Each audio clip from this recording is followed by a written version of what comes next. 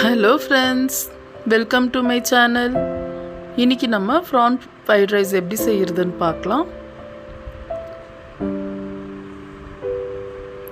இன்னைக்கு நான் ஒரு கப் prawn எடுத்து இத ஃபர்ஸ்ட் பாயில் பண்ணி வச்சிருக்கேன்.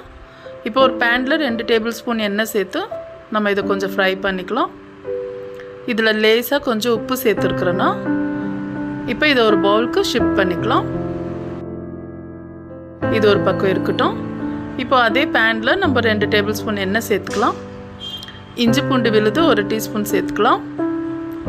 இத நல்லா mix பண்ணி விட்டு காரத்துக்கு தகுந்த பச்சை மிளகாய் சேர்த்துக்கலாம். நான் 1 கப் ஸ்ப்ரிங் ஆனியன் சேர்த்துக்கிறேன். 1 கப் கேரட் சேர்த்துக்கிறேன். எல்லாம் பொடியா நறுக்கிந்து 1 கப் cabbage சேர்த்துக்கிறேன். capsicum 1 cup. இதெல்லாம் நல்லா வதங்கின உடனே நம்ம prawn சேர்த்துக்கலாம்.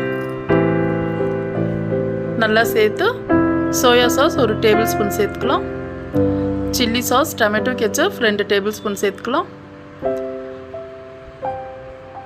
நல்லா இத mix பண்ணி விட்டு நான் இதல உப்பு சேர்த்தா அந்த வீடியோ மிஸ் ஆயிடுச்சு.